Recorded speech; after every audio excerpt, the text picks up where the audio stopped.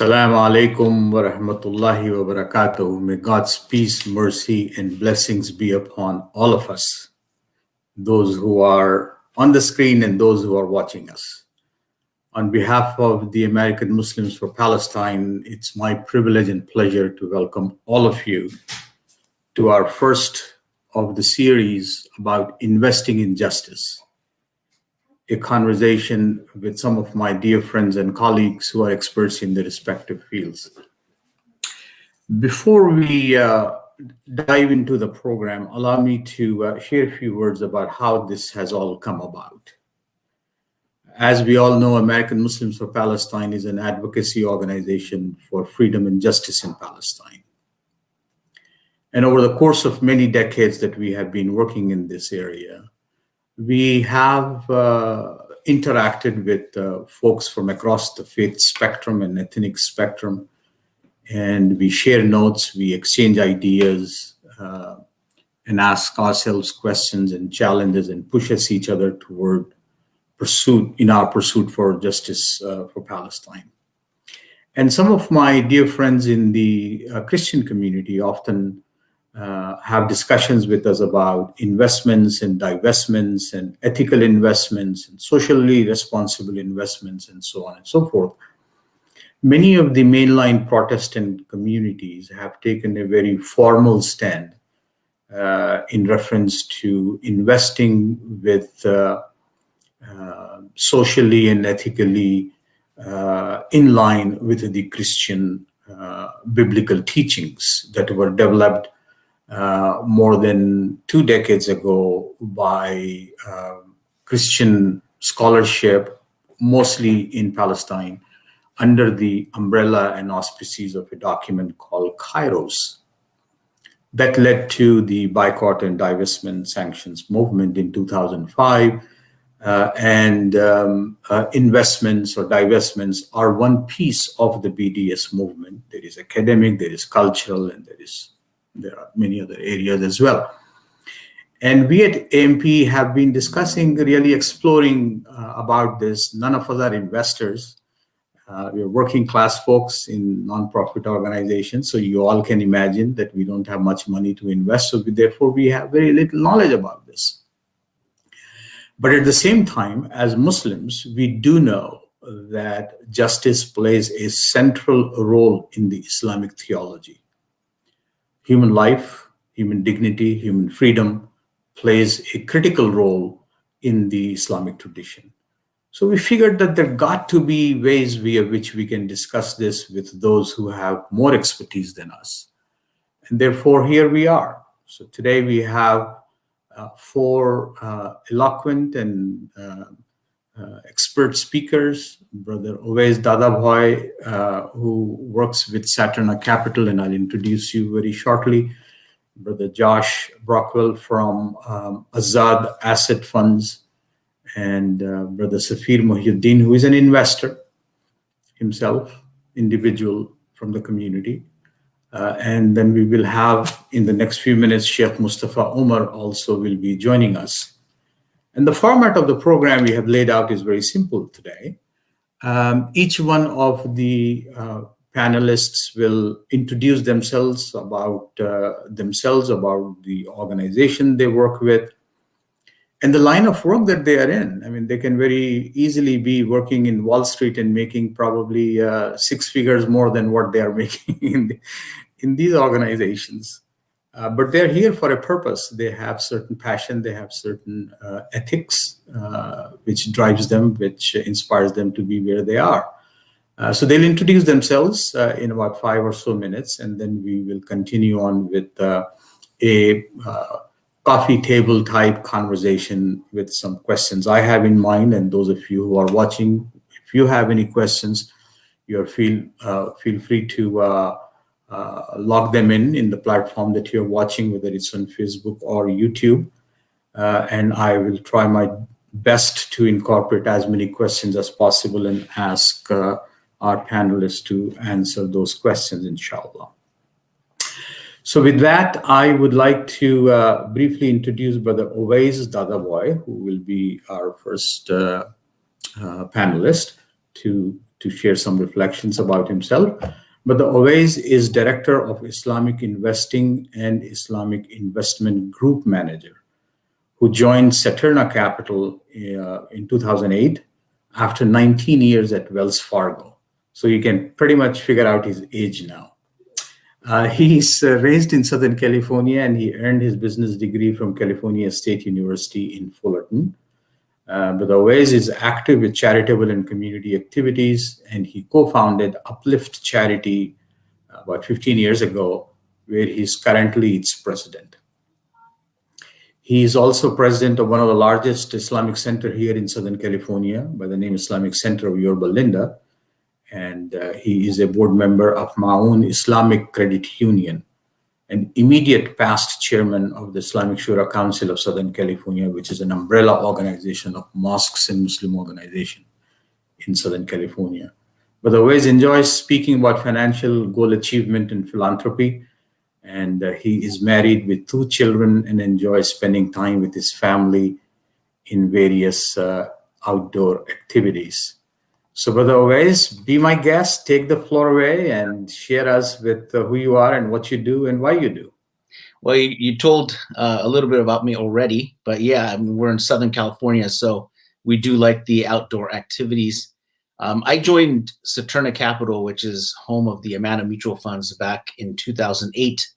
That was the height of the Great Recession. Lehman Brothers had fallen and Merrill Lynch was just acquired and Washington Mutual, right? All of that stuff was going on. But I had wanted to come over to a company like this for a number of years because I wanted to get out of the traditional banking and investing. And so, a question that might come up is, well, why did you work 19 years at Wells Fargo then? I started, way back in 1989 when I was in college still. And I started there and I really didn't understand the whole riba issue. And we didn't, believe it or not, for people that are young now, just coming up, we didn't have a lot of scholars in our area that were talking about riba and what it was and what you should do and where you should work and all that. So it was a lot of understanding that on my own, getting to know what it is, and then making the switch. And so I've been, as you mentioned, the director of Islamic investing. I'm part of the marketing and sales effort as well. And so we used to travel the country talking to people. Now we do it on Zoom, and we have a good time doing it. But I think, for those that are looking to get out of traditional finance, there is opportunity within some of the investment companies and also finance companies, right? So home financing companies that are doing it the Islamic way. That's fantastic. Thank you. Thank you so much for sharing these reflections. Our next speaker would be Brother Joshua Brockwell, who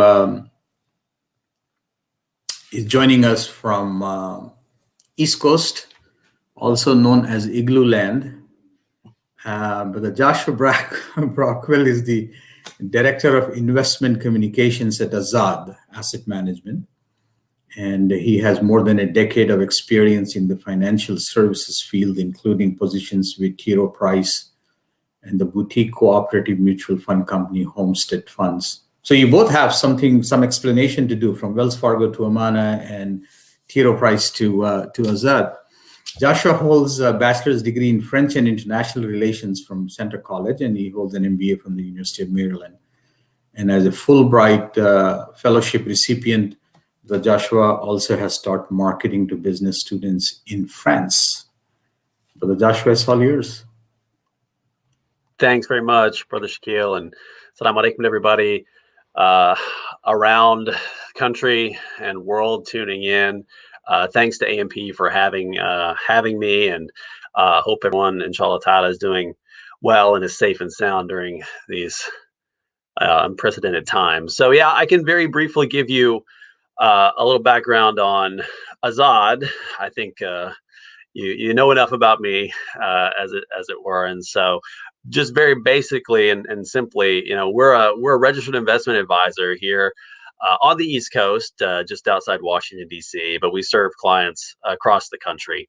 And we focus on halal investing, about $1 billion, a little over that as of late, in assets under management, and our primary relationship is with the individual investor, but we serve organizations and institutions as well. And as part of our mission, in addition to offering halal Sharia compliant investment options for our clients, we also offer financial planning and planned charitable giving strategies as well as part of sort of the all-in service offering at AZZAD. And so one of the things we're very passionate about as well is the idea of investing with purpose and investing according to the maqasid of the Sharia, or the aims and purposes of our Islamic sacred law. And that includes this idea of protecting life and dignity. And so investing for social justice is an important part of what we do at AZZAD as well.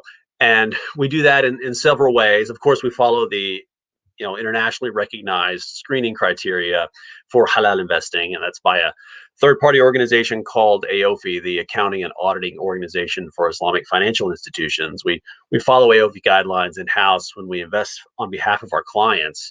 But at the same time, as an investor, an asset owner for our clients, on their behalf, you're allowed to actively engage with the companies that you own, because when you own a piece of stock or stock, you own a piece of the company, and as an owner, you have certain rights and certain obligations. With respect to rights, you have the right to benefit from a dividend or share price appreciation, things like that. In terms of obligations, you really should, we believe at AZZAD, stand up for issues that matter. If the company is doing something unethical or in violation of certain principles, then that needs to be said. And there are different ways you can do that at annual meetings and things of that sort. And we also engage with companies on a regular basis throughout the year. It's all part of sort of the service offering at AZZAD. So again, happy to be here, and I look forward to talking more about it in the coming hour. Fantastic. Thank you, Brother Josh. Appreciate sharing about AZZAD. We are left with Brother Safir. Safir started his business at when he was supposed to be in the school, actually. He ditched school and made money, more than $100,000 selling iPhones. And that led him to become an investor.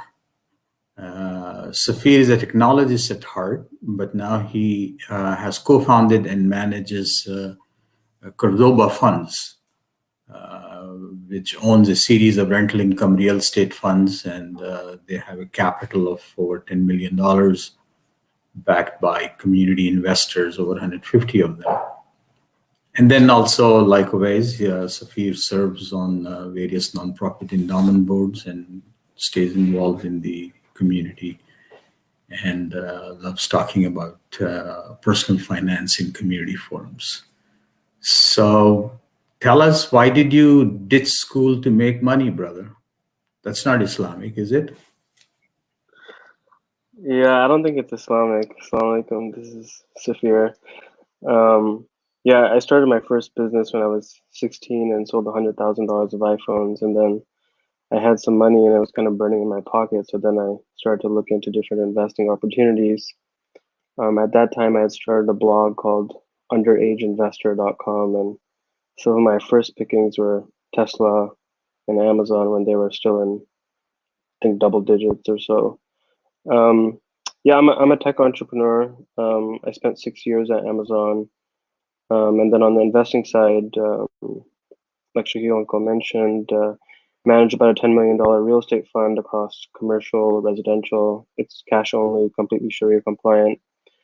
On the endowment side, the largest one that I'm a part of is about $25 million, where we invest across real estate and the stock market. And then I also recently, a couple of years ago, created a one-page guide on personal finance called Muslim.finance, where it kind of gives you a very high-level overview of personal finance. And I also share my complete portfolio, which is filtered with Zoya, which is an app that allows you to determine which stocks are halal or not. So I have about 300 people using my portfolio on there. So yeah, that's a little bit about me. I believe you also write and you post your writings and reflections on finance somewhere. Yeah, I write a little bit on my Substack, safir.substack.com. So I enjoy writing and have been doing that for since I started that iPhone journey and started to look into what I should do with this money. Okay, good. So those of you who are 16 years or under, don't ditch school. Don't try to make cell phones. Take care of your education first, and then follow the footsteps of these successful people. I'm sure Brother Sheikh Mustafa will be joining us in few minutes to enrich us with his perspective on this, particularly from the Sharia perspective, which is his expertise. But as we wait for Sheikh Mustafa, one question that I would like to ask both Brother Joshua and Owaiz, if you can share, is how did these Islamic investments came about to begin with in the United States? I mean, 50 years ago, I don't think Amana existed. I don't think AZZAD existed here, and so on, right? So how did this whole process of thinking about halalizing the investments came about? What was the evolution like, and who played what role, and so on? Whoever wants to go first. Yeah, I'll let Owais take it because I think SATURNA or the Amana funds have a longer history than the AZZAD mutual fund. We started in 1997. I think they go back a little earlier. So I'm gonna let seniority take precedent. Okay. Very kind of you, Josh. Yeah, so it started in 1986. The idea actually came about in earlier than that. So in 1984, the funds were actually registered and whatnot. They launched in 1986. The idea came from some of the folks that were, some of the original folks that started ISNA and the various other entities. Some of them were very wealthy already. And what they knew was that if you want to have wealth, you have to do it in a few different ways. It might be real estate, might be securities, stocks, stock investing and whatnot. And so because they don't just think about themselves, they think about the community as well. They reached out to a gentleman in this space and said, look, we'd like to start something based on Islamic principles so that our community throughout the United States eventually would be able to also build wealth. And so the genesis was because of that. They went to somebody that was just doing regular investing, had funds. His name is Nick Kaiser. So he was in Indianapolis where they were as well, these business folks. And so, basically what they said is apply what you do now on the Islamic piece, right? So we'll give you some criteria and then we can develop some more because there was no other AOFI, as Joshua mentioned, didn't actually exist. The FIC Council of North America didn't have anything back then. So they had to create their own set of guidelines, and the funds were started. So it was started with one fund. So all these years later, that particular fund now has about $1.5 billion in it. We do have a larger fund, which is $2.5 billion in size, but you can see that, money starts to come into it because there's more and more Muslims in the United States. I tell, people that are here local that have recently come over or are younger, that when I used to go to any masjids in Southern California, we would know everyone. And now if you go to a masjid that's 5 miles away from you or 10 miles away from you, you might not know 80% of the people. So, the Muslim population has increased. And also roughly 50% of the assets come from financial advisors using our funds for their clients who might be of any faith. Interesting. So over the course of last 25, 30 years, SATURNA grew from 0 to $3 billion approximately now. It's closer to 4 billion now with all 4 of our funds and assets that we manage currently. So, and I think that there's much more opportunity out there. There weren't many firms out there. AZZAD is one of the older ones as well, as Joshua mentioned, 1997. There are some other fund companies and also many investment advisors, practicing the same methodology. So you have hundreds of people following this now throughout the United States. Right. Yeah, Brother Joshua, would you like to add anything to what Brother was saying? Yeah, I was going to follow up on that idea. There are plenty of financial advisors out there in the conventional space that are interested in Islamic finance that we have regular conversations with, and I know Owaiz does as well, and they very much are interested and often do distribute Islamic mutual funds. So if someone has a local relationship, that sort of thing, if someone goes to a Schwab.com or TD Ameritrade, you can find halal mutual funds there as well. So there are options that exist now that clearly didn't just a few decades ago. And at AZZAD, one of the things we do, we started in 1997.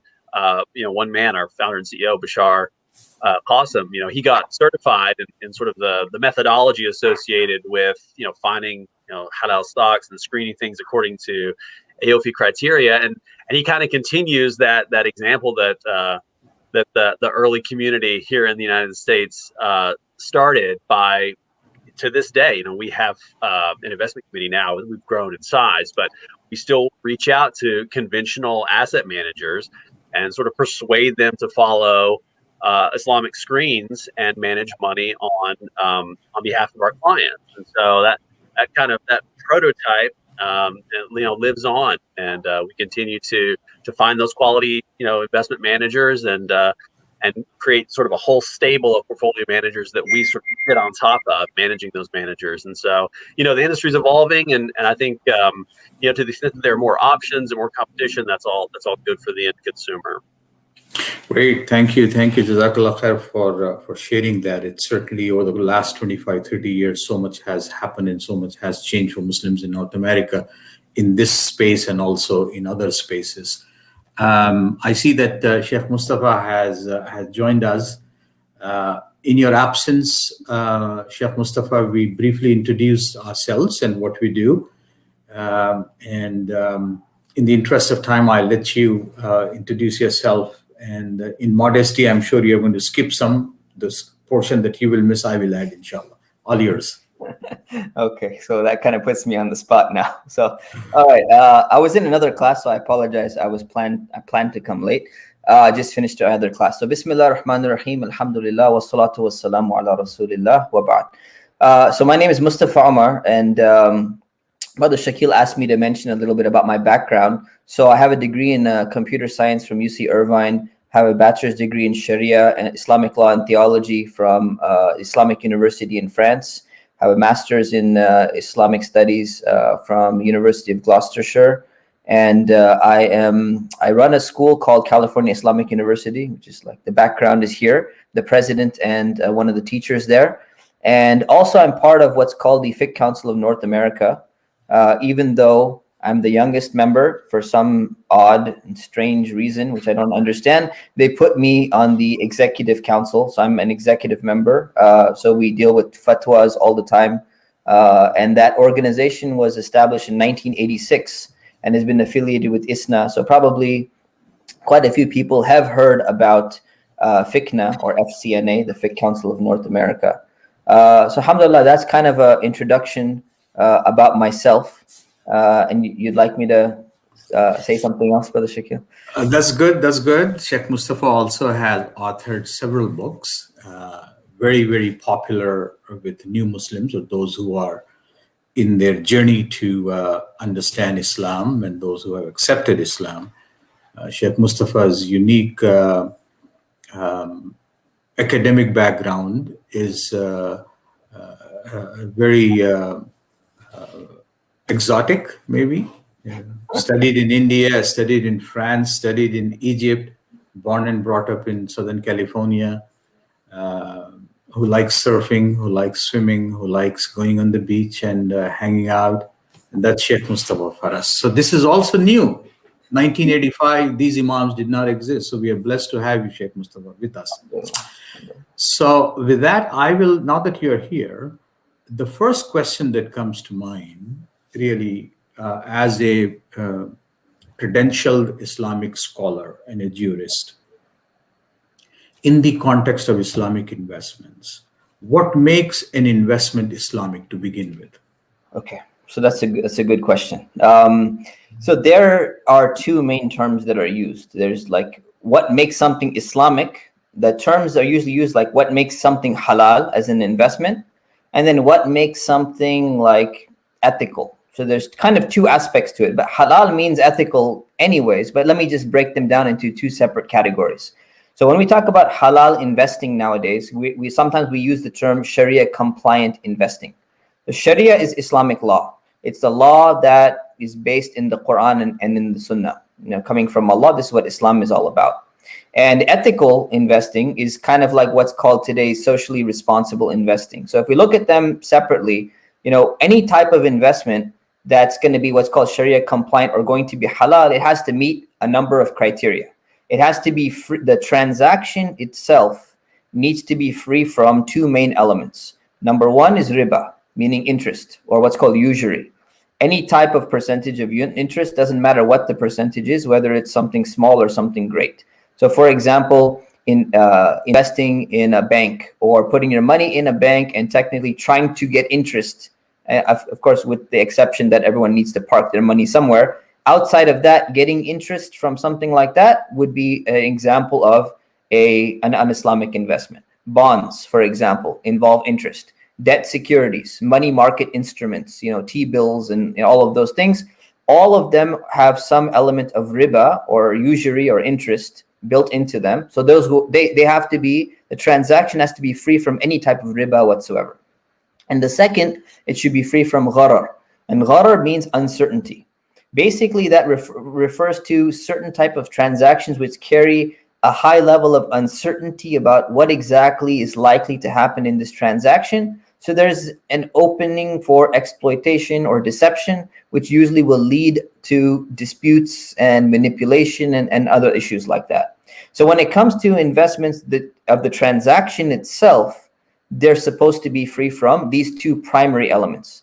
Now, there's some other small rules like, you cannot sell something that you don't own yet. So when it comes to like, short sales and things like that, when it comes to gharar, it's kind of like options trading and things like that, which is becoming very popular. That also becomes very problematic, but I don't want to get too much into detail on that.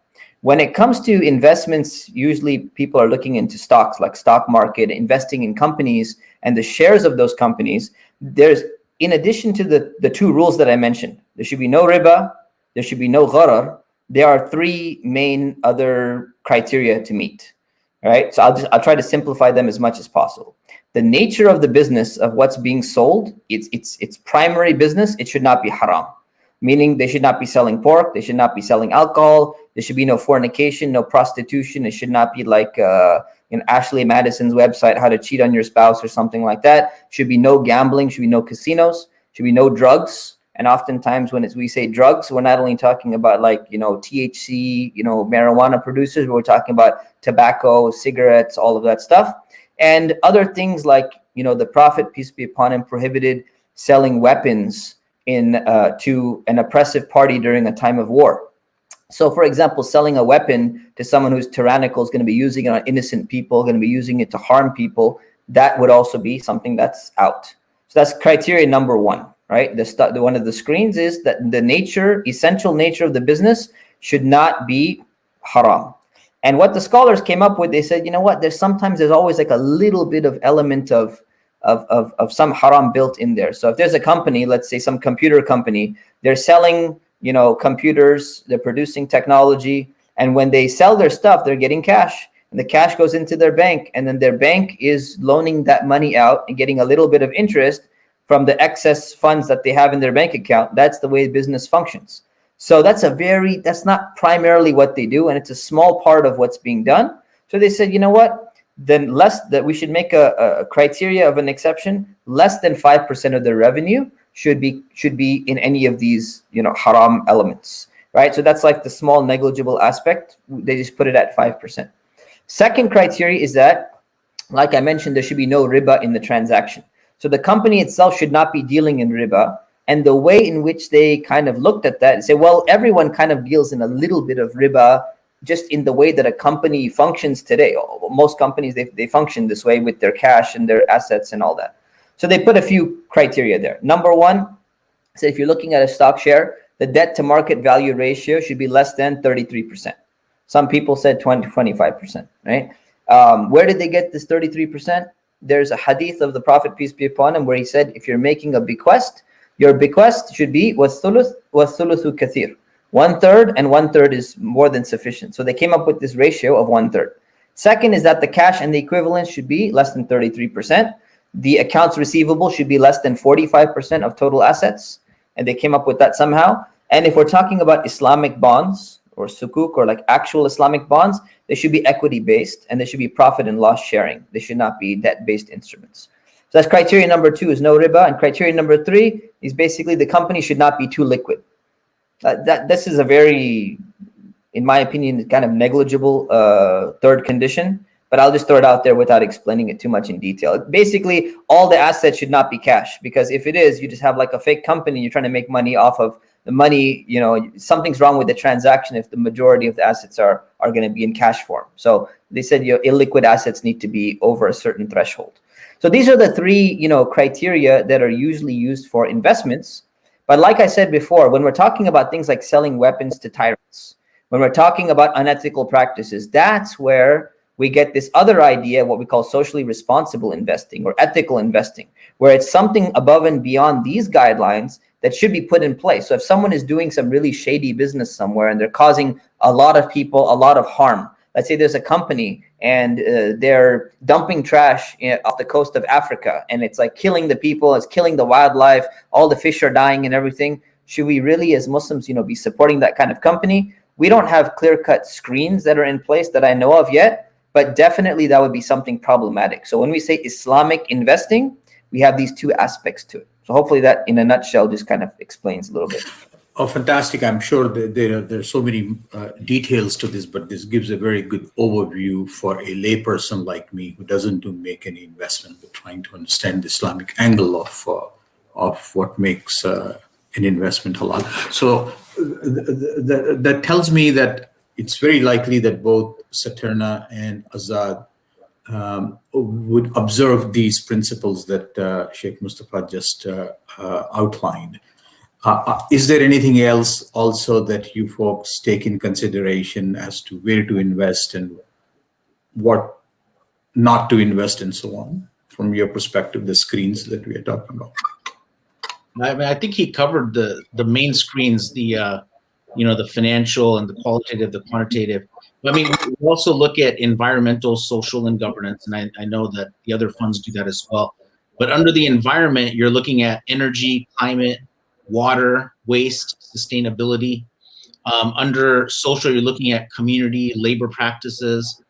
Under governance, you're looking at board quality, the executive compensation, and corporate policies. So there's a lot that goes into it. We actually have a whole system to look at stocks on the Islamic piece, if you want to call it that, right? The first part, and then also the ethical piece, which is also Islamic, as Sheikh Mustafa mentioned. And so we have formulas. So they get points on certain things, and then they have to get a certain number of points to be able to qualify as an A or a B. So, you know, we've gone pretty deep on this, and it's helped us actually to, we believe, to perform better than we normally would have. Right. Brother Josh?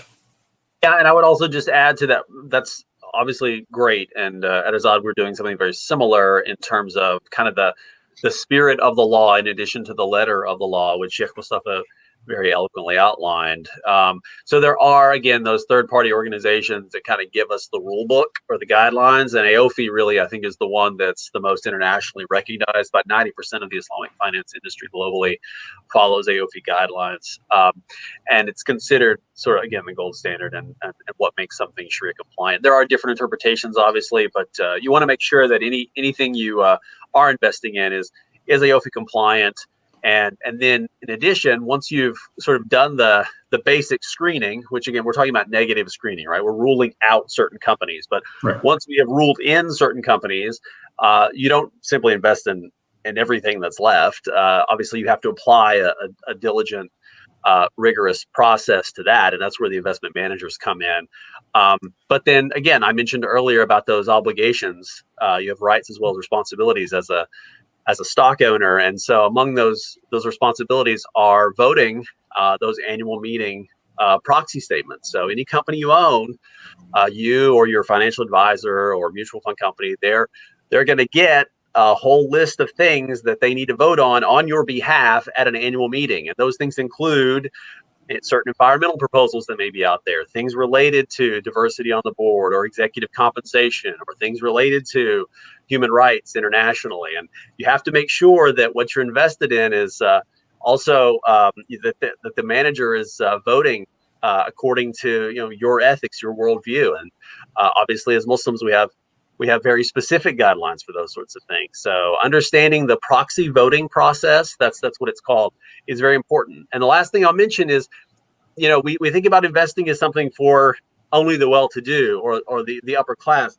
Anyone who has a 401k at work or an IRA, I mean, you own stocks more than likely, and there are obligations again that go along with that, and that includes voting those proxies and making sure that your investments not only meet the letter of the law that Sheikh Mustafa mentioned, but also are adhering to those higher principles related to the spirit of the law, human rights. So very quickly, as a yes and no, I would imagine that the screens that you folks have developed are either overseen or audited by an independent third party to make sure that you are fully in compliance with the screens that you yourselves have developed in the past. Yes? That's right. Yeah. Yep. Okay. So Safir, as an investor then, what is it that you would look for to ensure that your investments are to your personal satisfaction, that they are wholesome, halal, and so on? Yeah, I think there's been a lot of progress in this in the last few years. There's an app called Zoya Finance, which is advised by Sheikh Joe Bradford, which now gives some of the screenings that Brother Josh and Brother Owaiz mentioned is now available to the public investors, right? So you can go on the app and look at any company, and some of the requirements that Sheikh Mustafa mentioned, you can see that how is this company doing on some of those requirements. So that app is called Zoya.finance. And so there's been a ton of interest in the last few years from individual investors, and this has been a really good tool for that. I think I want to highlight one of the points that Brother Josh made about the 401k. Many people don't know that some 401ks allow you to actually choose your investments beyond like the standard investments. And I think that's really important because the traditional investments that you have in a 401k typically have lots of bonds and lots of other non-compliant investments. So if you use Fidelity, for example, there's something called brokerage link, and that allows you to have a much better access to other mutual funds and stuff like that. So I know for sure I've looked at Amana. You can invest in Amana through Fidelity brokerage link. So I would encourage you that if you have a 401k to definitely look into that. And Sheikh Mustafa can talk about obviously the details about is it okay and not on the 401k side. Okay. You both have mentioned multiple times about the AOFI. Is that how it's pronounced, AOFI? Right? So I was looking at their website, and they said that their Sharia standards are mandatory regulatory requirements in many countries and jurisdictions. So if I'm living in a quote-unquote Muslim-dominated country or a system where there is some quote-unquote Islamic system, I don't know whatever that Islamic system means these days, but that state can enforce those regulations, right? Now, we live in the United States. There is no state enforcement here. So how do we ensure that these standards are actually enforced and sustained? Well, so I think the first thing you have to have is that independent audit, right? Because if you're doing it yourself, I think, if you've been around for a while, you may be able to do it because people trust you and whatnot. But it is better to have someone else, an outside auditor, looking into each of your funds and making sure that what you own is compliant. I think that's probably the only way, because AOFI is not going to come and let you know whether you're compliant or not. That's not part of their business. Maybe they'll get into that later on, but they're not at that point just now. Yeah, and I would just say, this is one of those situations where, you don't have, the IRS or regulator, looking over your shoulder. This is, it's a matter of conscience. And so someone who is a values-based or faith-consistent or Sharia compliant investor is going to have to, is going to have to take those extra steps and make sure that the firm claims, AOFI compliance, has that third-party auditor. I'll toot our own horn a little bit. Our CEO is one of the few in the United States who's a certified Sharia auditor and advisor, which is an AOFI certification. So he's sort of the in-house Sharia compliance officer. But we have, you have layers, right, of compliance. So you have your internal folks, you have ideally a Sharia advisory board, and then beyond that, the third-party auditing firm that comes in to make sure that you're adhering to those AOFI standards. And AOFI is, like I said, it's by and large the most dominant and popular standard setting body, but there are others, Southeast Asia and elsewhere. But ideally, you want to have backing, because the do-it-yourself approach and just kind of eyeballing things is a little trickier than one might think. Interesting. Yeah, no, thank you. So here, Sheikh Mustafa, before you came, in my opening, I kind of gave a kind of overview and genesis of why we are doing this, right? And just to quickly repeat that, the reason why we are doing this is, from AMP's perspective, we do a whole lot of advocacy for freedom and justice in Palestine. So we interact with Jewish community members, with Christian community members, with atheists and agnostics and so on, who genuinely believes for full justice and freedom for people living under occupation in Palestine. And one group in particular, namely the good number of mainline Protestant communities, are just as concerned and as mindful of how and where their investments are invested in.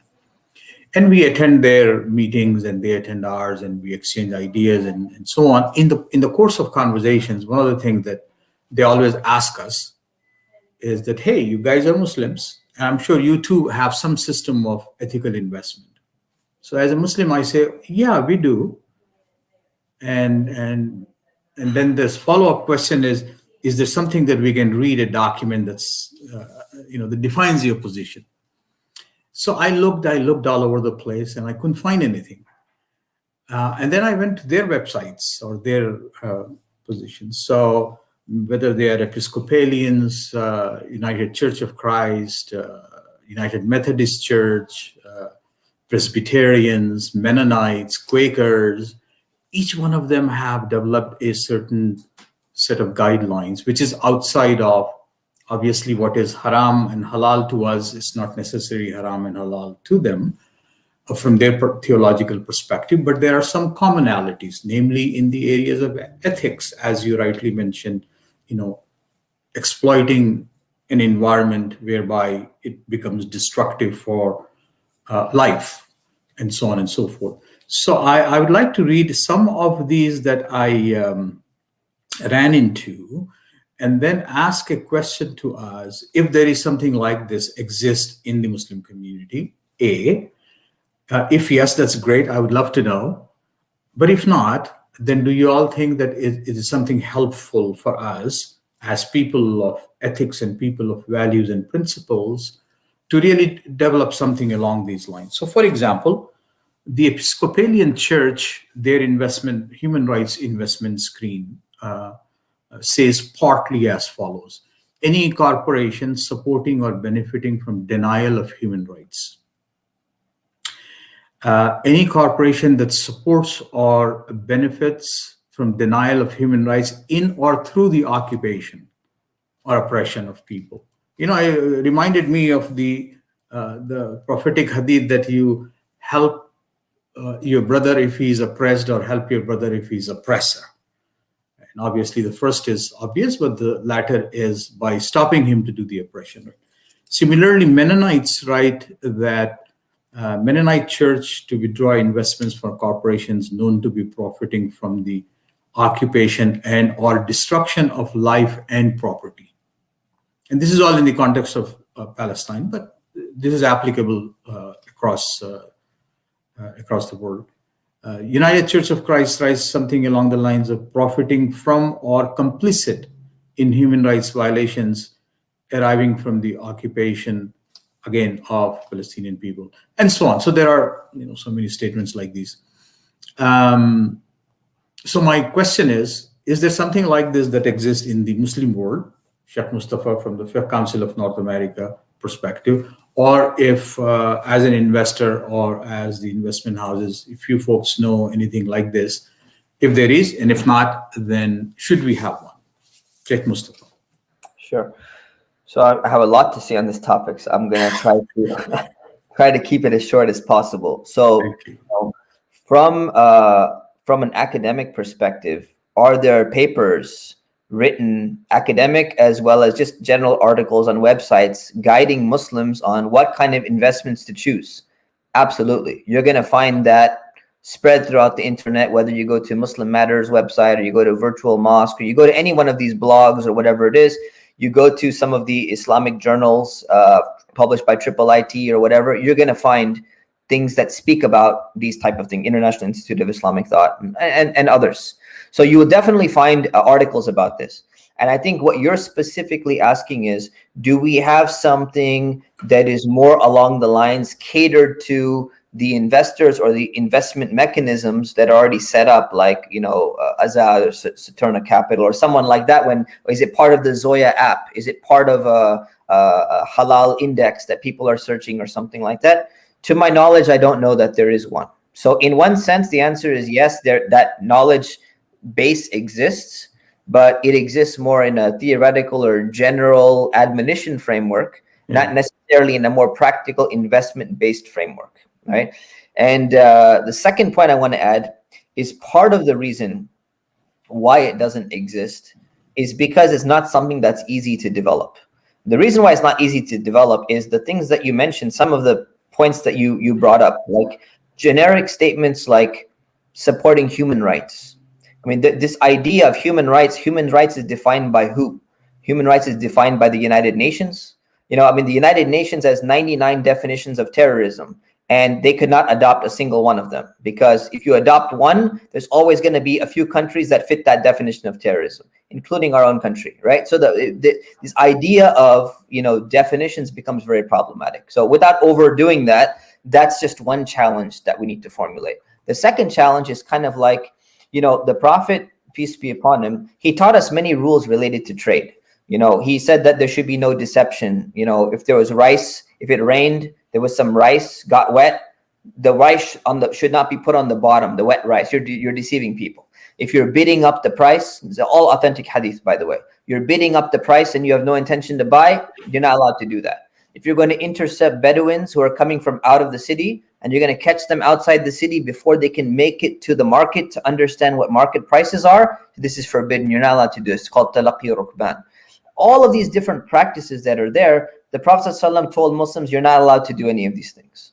But then when he went and he was trading in Syria and trading in different places and all that, he did not apply every single criteria as a screen for, I'm not going to buy, any clothing from this, Syrian Roman merchant and bring it back to Arabia for trade unless they meet all of the criteria that we've already mentioned in Sharia. So that's not something that existed because it would be very difficult and not practical to do.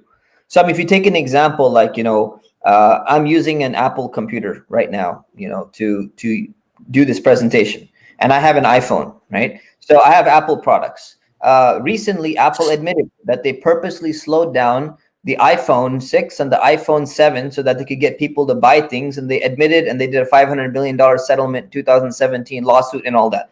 Very unethical practice. So to what extent do we boycott and say we're going to abandon all these products, right? So there has to be this line between, yes, there's a very clear and present danger that supporting this company is achieving. And if we were to put some pressure on them, this would actually have certain effects, have a realistic effect, like the BDS movement, for example. That would be one criteria that needs to be clear. And then there's certain criteria say this is wrong, it's unethical, but it doesn't mean we necessarily have to have a complete boycott on this product. So I'm just saying it needs to be done, it should be done, but it's not a simple or easy process. It's going to take some time, and it's going to have some of these lines drawn. So I want to leave it at that. Shukran. No, thank you. That's helpful. But Josh, can you cite an example that you folks may have run into a situation like that, whereby you really have to dig deeper to figure out whether to invest or not invest in a company or product? Absolutely, and I think Sheikh Mustafa makes several good points, and as did you, by the way, Brother Shakil, at the outset with mentioning the fact that there are several many faith communities that are, we have to be frank, better on these issues than Muslim investors currently are. That's just a fact. There are, and then that has to do with a lot of different things, including clergy, church hierarchy, things of that sort. But they got their act together when it comes to, for example, refusing to invest in companies that benefit from illegal occupation and things of that sort. And they've made it a matter of policy when it comes to investing. For Muslims, obviously, no official clergy. It's very difficult to have, or hierarchy. It's very difficult to have someone like the Catholic, Conference of Catholic Bishops say these are the rules for investing assets in the United States if you're a Catholic or a Catholic institution. We don't have that, right?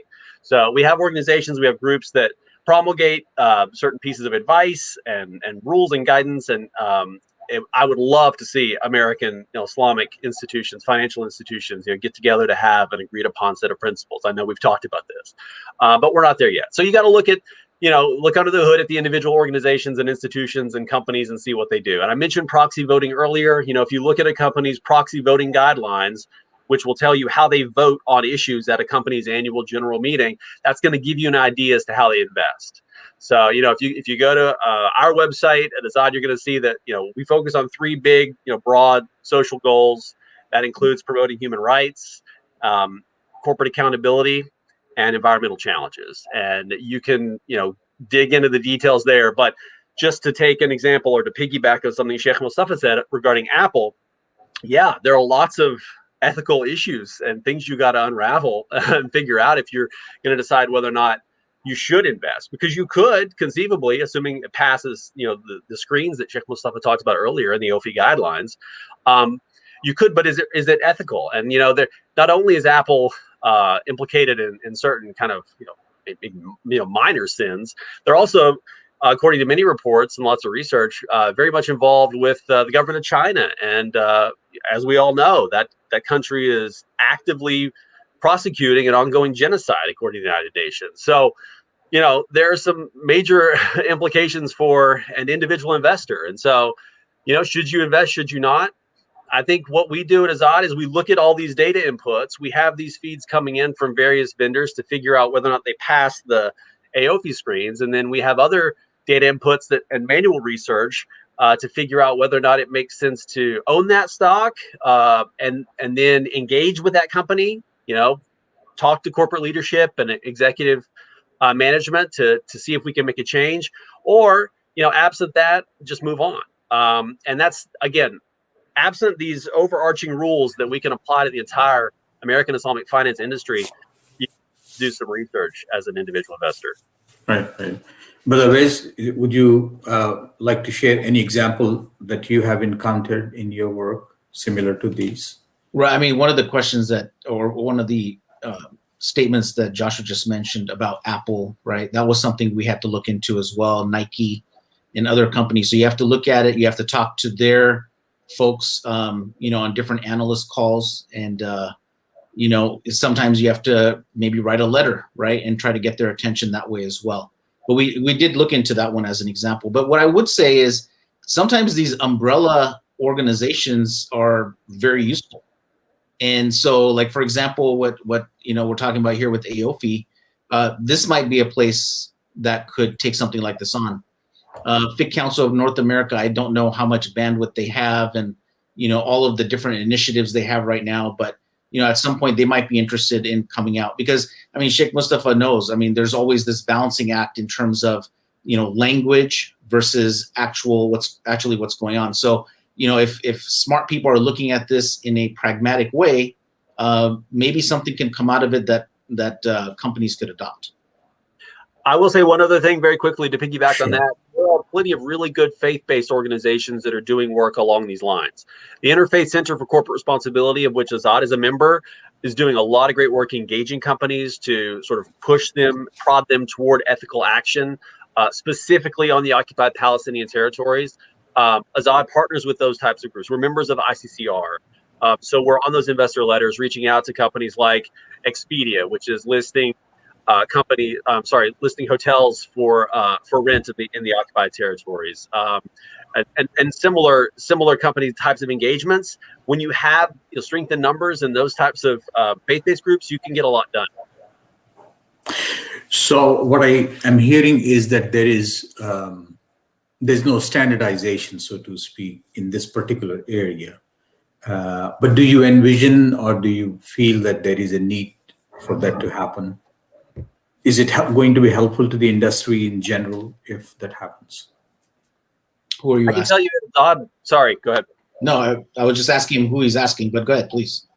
I was just going to say we are actively working on a proposal for AOFI to try to get to the heart of the matter, because individually, it's important to be accountable, but ideally we'd be able to do a lot more if we were to appeal to the powers that be and to get a standard issued. But absent that, there are other options, and I agree with Brother Owaiz. I think that the Fiqh Council of North America, or even just Islamic financial institutions in the United States, I think to have kind of a set of agreed upon principles and best practices as an industry, and I think we would all benefit from that. Right.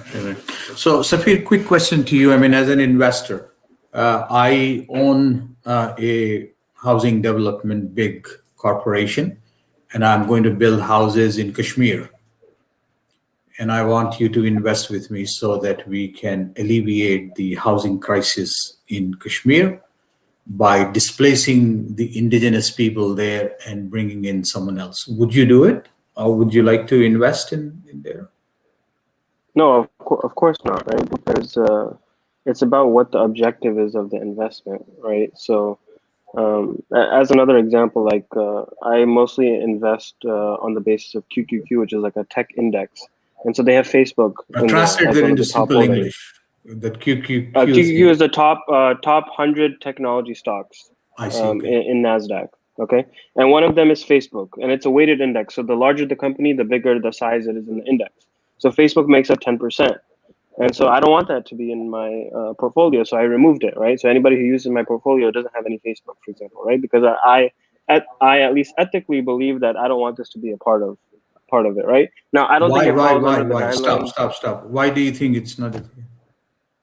Well, I think socially that they're causing a lot of harm, and I don't know if there's a really a net benefit to kind of what they're doing, right? Now, would I characterize that as something that Sheikh Mustafa is saying as, should we have the discussion ethically?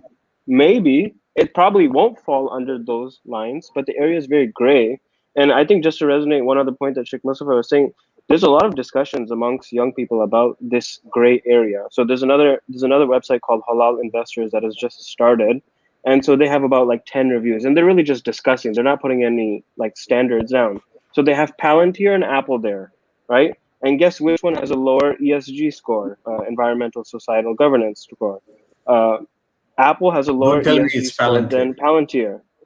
No, Palantir has a higher ESG score than Apple. And their reasoning, which I don't agree with at all, is Apple has vendors that potentially employ some of the Uyghur Muslims and stuff like that. Well, Palantir's whole business is supporting governments that defy human rights, and there've been reports about them doing work for Guantanamo Bay and stuff like that. So I think there's a lot of demand from investors, and I would really encourage the audience to speak out to Amana and AZZAD and Iman Fund and all of the other shayukh that this is something that really needs to be prioritized, because it's becoming more and more of a gray area, right? Wow. So this is probably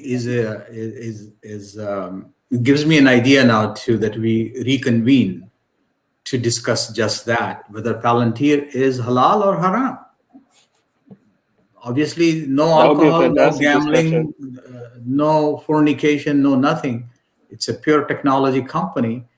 And Sheikh Mustafa, we are relying on your scholarship and expertise really to help us. We generally do these programs just for an hour, just to not abuse the generosity of your time and also not bore the people who would watch. I mean, this is being recorded. This will be available online in archives on AMP website or YouTube and the Facebook. People can go watch and to share.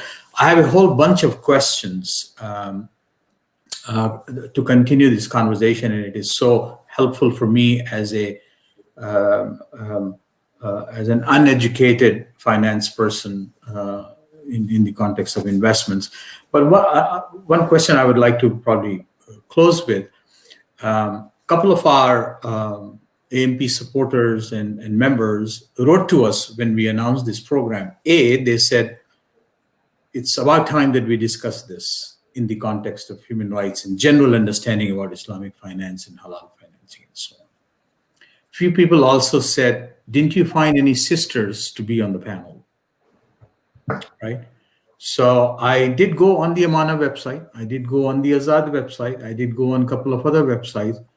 And I barely saw some sisters in this business. So just out of curiosity, is there a shortage of experts on Islamic finance or finance in general in our community from the sisters?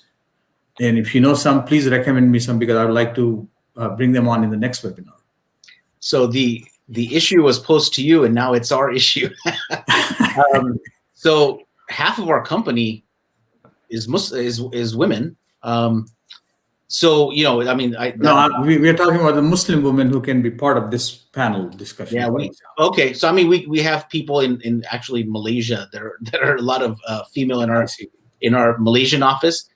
We do look for whoever we can find that can fit the role and whoever applies. Right.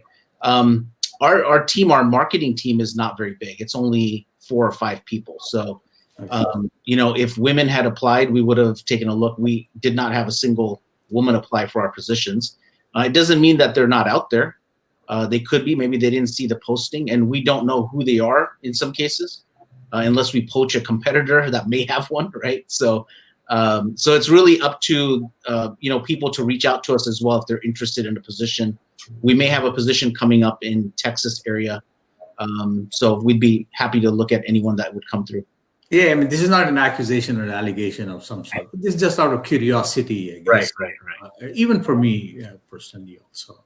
I would just jump in and say, you know, our shareholder advocacy team at AZZAD was 2 people. You're looking at one of them. The other was a woman until just last year, and now it's all on me. But we'd love to, you know, look at other options out there. And I can tell you, you know, the finance industry as a whole is missing some female representation. And when you look at Islamic finance, you know, we're no exception. So even though AZZAD Asset Management has a bunch of women, just as Owaiz mentioned, and many very talented, you know, professional folks who are very good. And I could easily give you someone to talk on this subject for the next webinar if that's what you need, because I mean, we've got folks that are far more qualified on the subject of halal investing than I am, female Muslim.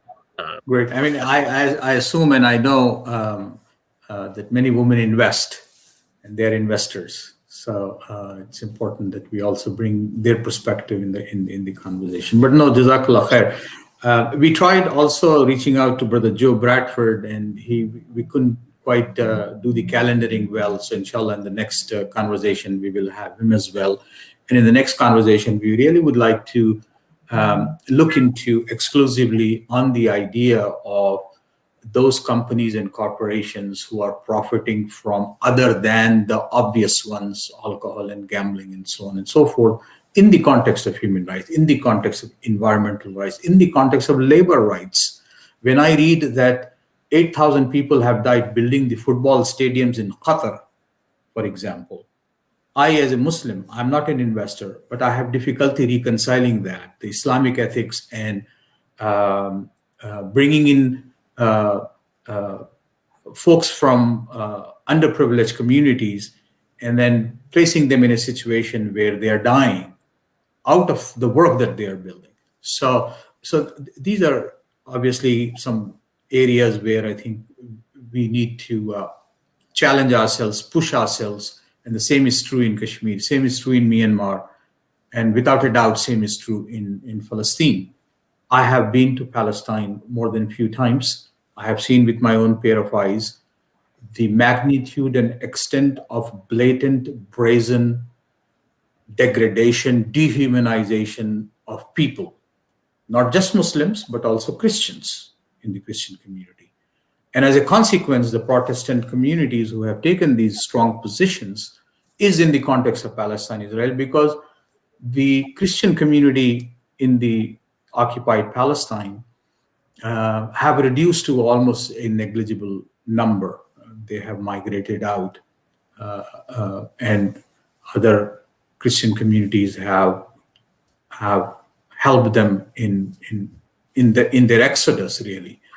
But they are extremely concerned. So we definitely would like to dig deeper into this and have these maybe difficult conversations to try to understand and see how best can we live up to and uphold the values that we claim that we believe in and we practice, which is good for us and good for the society at large. With that, any closing comments from all of you, and then we will close with a prayer. Thank you for the conversation, for putting together some friends here that we could all talk to. And we would love to engage people that may have questions that come up as a result of this conversation here. Yeah, I appreciate AMP for putting this event together, and looking forward to future discussions, inshallah. Alhamdulillah. Yeah, I'm glad as well you brought this up. I try to, try to be ahead of the game when it comes to fiqh issues and Islamic law issues. And, we see Google Finance and Yahoo Finance, and basically the idea that, companies are taking, now companies are taking investors who care about socially responsible investing much more seriously.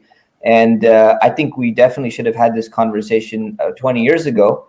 Like we should have had many conversations about Islamic issues 20 years ago, but it's better late than never. So I'm happy it's happening. Safir, any parting words? I'm looking forward to the future events, inshallah. I think there's a exciting number of follow-up questions to talk about.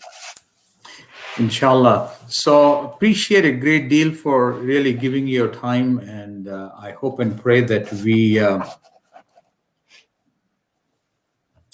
do what is right for ourselves and for the community at large and for the society at large. In closing, I like to just put in a plug for AMP.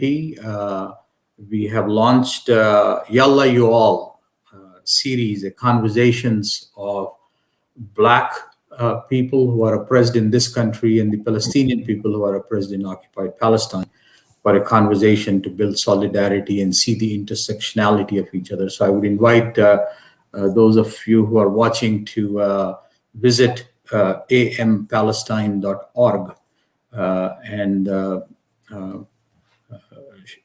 watch these videos and these difficult conversations and share it with your family and friends. It took us a lot to coordinate and calendar this particular event. So from the bottom of my heart, to thank each one of you for giving us this afternoon and evening. And may Allah bless each one of you and your work that you all are doing. And Sheikh Mustafa, thanks for taking the time out as well from your class to join us. And I don't know if it would be too much for me to ask you, Sheikh Mustafa, to close with a prayer for all of us. Sure. Allahumma anta salam wa minka salam, tabarakta rabbana ya dhal jalal wa ikram. O Allah, help us to see the truth as truth and let us follow it. Help us to see the false as false and keep us away from it.